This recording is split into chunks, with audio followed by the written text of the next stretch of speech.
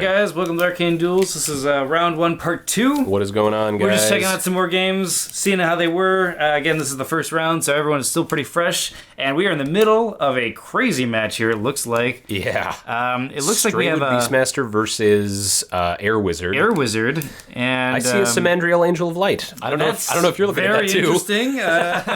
Wonder what that angel's doing here. You know, it's probably an Air Wizard, so he thought, I'm gonna have a lightning angel. Yeah, right. It's probably just, you know. Or wait, no, is it Valshalla? Yeah, it's Valshalla. It's not Samandriel. Yeah, it is I see a V there. And there's a little lightning thing on it. Yeah. So he's probably just using it to stun and daze. And I think I remember this wizard. He hadn't played the game that much, if I remember right.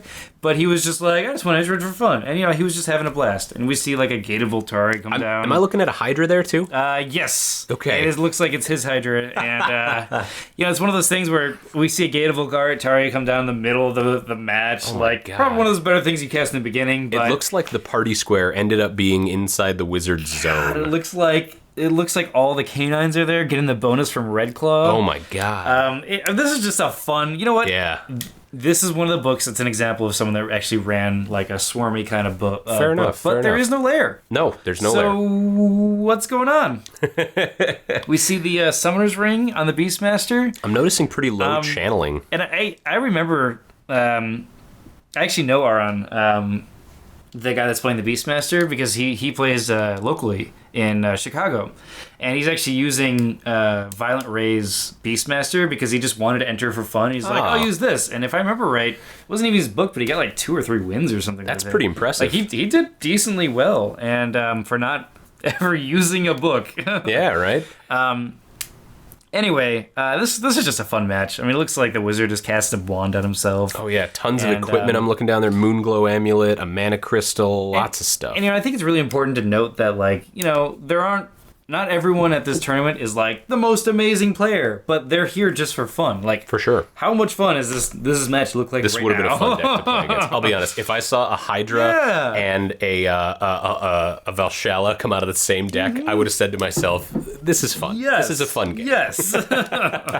And it looks like he's petting, you know, the. Oh my god, he's so close to death. He's one hit point away from death. He's probably not going to live through this, but you know. Maybe that's why we're watching this. Let's find out. All right, so Red Claw got dazed from Valshalla. Rock on, you know. That might help. That might. A little bit better with Fox probably going to close it. Getting the extra bonus from. You know, we're seeing a lot of players have these magnetic boards. Love those boards. Those are so Those useful. are great, and that is going to be game. That's it. That's it, and that is the handshake. Looks like they're all happy. You see, I was just like, good game. Yeah, well right. played, you know. Okay, and we're taken to somewhere else. And looks like this is Justin Bailey versus. I think this is John. Yeah, John. This is Justin versus another John.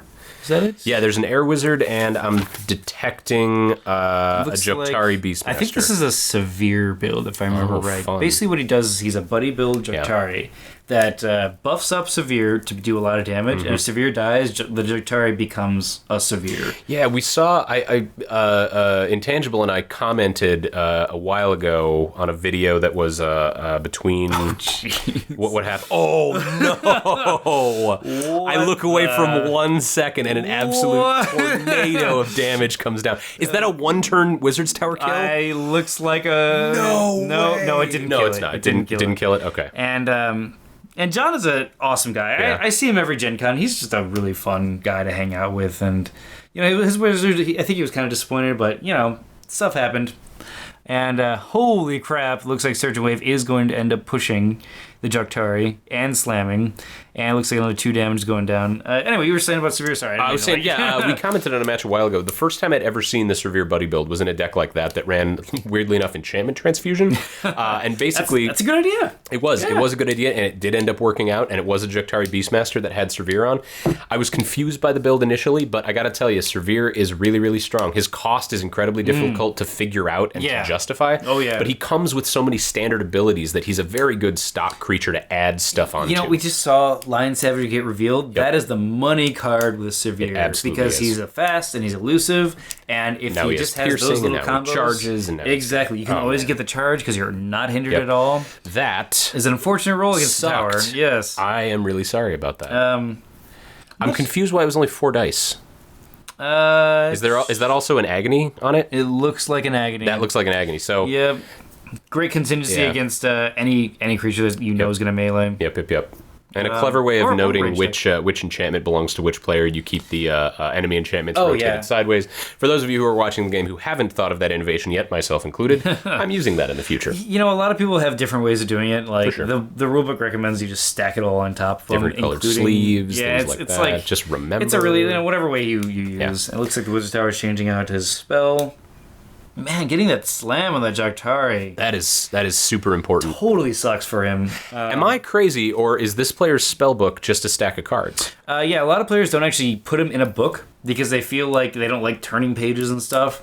And instead, they literally just look through their hand and they pick the cards that way because they think it's faster. I remember they might be right about that, but I can tell you that I remember when you and Intangible first picked up the game. Intangible's biggest, like the thing that he was the happiest about was like it's like an actual spell book that you can like flip through and pick your cards out. I can pull out this card, any card I want. Yeah, right. Like the physical manipulation element was really like you definitely have like a big neat thing. D&D kind of feel. Yeah, with right. Your like arsenal books, you know. And I gotta say, I really love this mat as well. This different I love this mat. arena. Oh, it's got yeah. the sand floor. It's really cool. This is the Force Masters realm. Oh, is it? Map? I think I forget the area. The lore, whatever. Yeah, it is. because like the Force Masters, like Selena or something like that. But I know that kingdom was destroyed. I don't know. There's a lot of lore to this game that I unfortunately don't know about. The more I've learned about it, the more I've understood why certain cards behave the way that they do. It's I sort heard of about bizarre. some sort of like RPG game they're coming out with this during the Brian Pope interview we had at Arcane Duels. Interesting. At this tournament. I don't. As of recording time, I don't believe that's been released. Oh no, yet, it has. But as of release, it has date, been released, I believe. Has the Brian Pope interview? Yeah, I think it has. Oh no, I haven't watched that yet. I don't know. Maybe it hasn't been revealed yet, but Yeah, we'll like find it's something everyone's talking about right now. For sure. Yeah, regardless of whether it's been released, everyone's talking about it. Okay, we've got a little bit of damage being rolled here. It looks like a lightning bolt. Is that right? It looks like he's trying to stun, and the wizard's trying to stun. Yeah. Severe. Severe, I think. 'Cause if And you we'll manage to daze or stun see- it, it's a great advantage. It doesn't look like it. Looks like that's too low a number. And he attacked the Jagtari for some reason. Anyway. Huh. Maybe he's trying to get the stun out because so he couldn't Just move. going straight kill the king. So he couldn't Maybe move. he's got a hurl boulder in there somewhere. Yeah.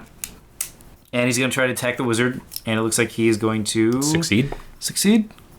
No, he rolled a 1 on Nope. something. Nope. So the daze went off, and he couldn't actually hit the wizard. Love daze. Unfortunate. A lot of people don't like daze because you may or may not get it, but it's one of those things that make this game truly fun and interesting. You know. Did Intangible tell you about the card design we'd thought of? Oh no! Something to the effect of like a card that has really high base stats, but is always and we're going to a new game. Looks like we've got Tim versus James. So we are looking at an Earth Wizard and a Water Wizard. All right, And, so Tim is an amazing player. Is he? I have seen him at all these at the GenCons anyway, and he is probably one of the best players in the world right now. Wow. And James, I believe, is running the exact same wizard as the champion was winning. Hanma? They had mirror builds, yeah. And I think if I remember right, Tim said that he played this, and then he figured out later on. He figured out later on that Hanma was running the same build, and so he played differently in before the finals round. So that when he played in the finals round, it would be like, I'm using this strategy. Oh, that's very And clever. it ended up not working, but Tim played a very good game. Hurl boulder. And the Earth Wizard, of course, being an Earth Wizard, he's gonna try to deal so much damage. Yeah, let's find out if it works. He got some twos in there. No, You a know? little below He's gonna have average. to slam him. And he does get the slam with a 12. And it looks like we have the Gate of Voltari and the Wizard's Gate down, Wizard Tower down. Yep. So looks like a lot of stuff is happening. It looks like that wizard has been corroded to hell. Oh my god, yeah. And this is just. It looks like Which, Tim, as a water wizard, you would sort of expect that. It looks like Tim has already taken a lot of damage too, unless the camera's off. It's Tim's possible. Tim's on the bottom there. Tim's. Oh no. And, Tim's over here. yeah. That's the player on the other. Oh, on the other board. looks like okay. Yeah. Well, never mind. It looks like Tim's taking 4. Oh yeah, never mind. 3 or 4, something like that. And if I remember right, Tim wins this game. Yeah. And it was something like the jinx, like it hurt him, but once he figured out it was all jinxes, he's like, all right, can Arcane work Zap, around I don't that. care, Yeah, for sure. Because when you have Wizard's Towers down, you don't really need 3 spells necessarily. Yeah. You know? It looks like Tim was very aggressive because we don't see those mana crystals down that we saw in Hanma's normal builds. And looks like a Hurl Rock in the Wizard's Tower. Solid. It's an Earth Wizard. So I really like Hurl Rock as a spell. God, it does so much damage. It does. It doesn't look like it does, but it's very efficient. Like, and a terrible result. Unfortunate, but that's 2 in a row now. See if he gets the Dazer Stun. Doesn't. Not even close. 4. Not nearly enough. Yeah. Hurl Rock is just a solid. And what does he have in his hand? Is that another Hurl Boulder in his hand? I didn't see. Looks like he's got a Storm Drake hide on. He's got a because he's facing a wizard. He probably thought it was an air wizard. I mean, you're allowed to ask, but I'm guessing he just took that because I'm looking at the breakdown of all the different classes, and while there are a couple of wizards in the tournament, only 2 of them are air wizards, and yet I think that's the second Storm Drake hide that I've seen. People came prepared for the air wizard to be dominant. A lot of people, when you're a wizard, especially, take Storm Drake and Dragon Scale, and totally they just use it. Depending. Yeah. Look at that breakdown. It looks like we had like 6 or 7 wizards. And how many Beastmasters? Well, let's see. We've got 2 Force Masters.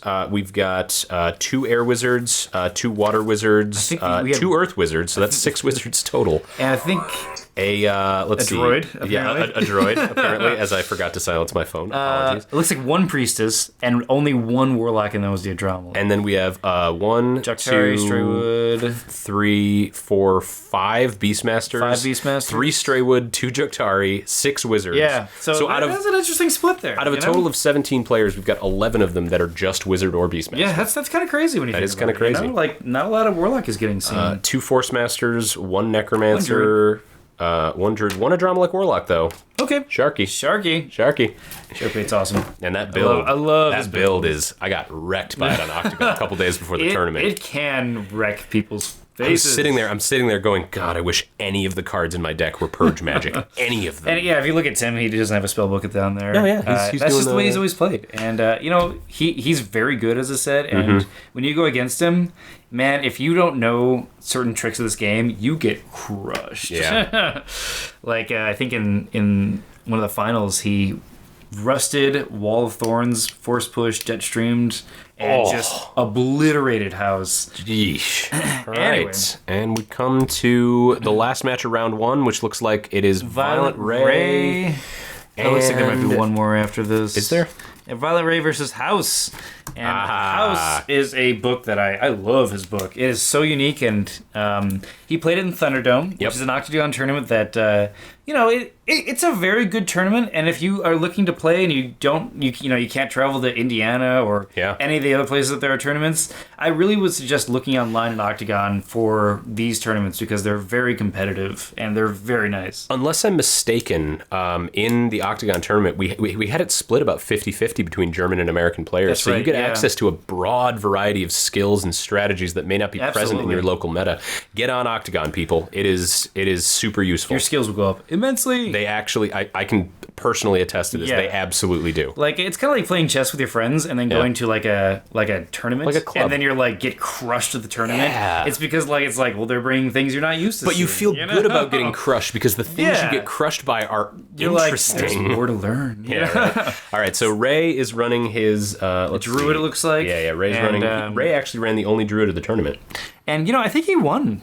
Couple of his, I think he won like 2 or 3 games. I heard that. I heard he did pretty well. He barely didn't make. Ray's top playing. 4, I'm sorry, I missed which player Ray was playing. Ray was playing the Druid. Against? No. Who playing against? Oh, House. Who's he playing? Oh, he's playing against House. Nice. So House is running. I think it's actually pronounced G Dykehouse. I think it's Deekhouse. Deekhouse. I think it's G Deekhouse. Yeah, that's how he pronounced it. He corrects me all the time, and I'm like, I'm sorry. I'm just gonna call you. I'm House. Sorry, House. I just call you House. Well, in the first tournament, because in the first Thunderdome it was split about 50-50 between German and Americans, we assumed that a guy with a last name like Deekhouse would be German, but it turns out he's from the area, isn't he? And he's I forget where he's from. It's locally like Midwest locally. Yeah, for sure. So it looks like House he usually plays a Battleforge, and my phone is just going off. And what do you bet it's an intangible? What do you bet it's intangible telling us he's on his way? Right. And it looks like House usually plays a Battleforge, and it probably got destroyed because he's against a Druid. Yeah. He's probably playing like Surging Waves against it. And it looks like we just have Guardian Angels. And what House does, he just buffs up those Guardian Angels to deal a lot of damage, and then he just swings for the face and deals like 7 or 8 dice per angel. And oftentimes he'll actually enchantment transfuse to another angel. Clever. And get another set of dice in one round. You can kill most creatures just by doing that. Oh, yeah, for sure. That enchantment transfuse chain trick is really common in the German scene. Lion savagery, cheetah speed, bear strength, and a flying creature is so good. That's usually good enough. And the angels themselves are typically very strong. Oh, yeah. Well, I'm seeing a guardian angel there. Looks like a raptor vine in the center there with the druid. Yep. Hannah Bimshalaw's in the top. He's got a thorn lasher over there in the corner. Druid, I see a mana crystal. I see a vine tree. And Ray showing us his hand there with the purge magic. Yep. If he gets that purge magic off, that's going to be curtains. Typically it is. And it looks like that brings us to the end of round 1. Hope you guys enjoyed these videos. Check out round 2. Check out round 2. We'll see you next time. And the other matches.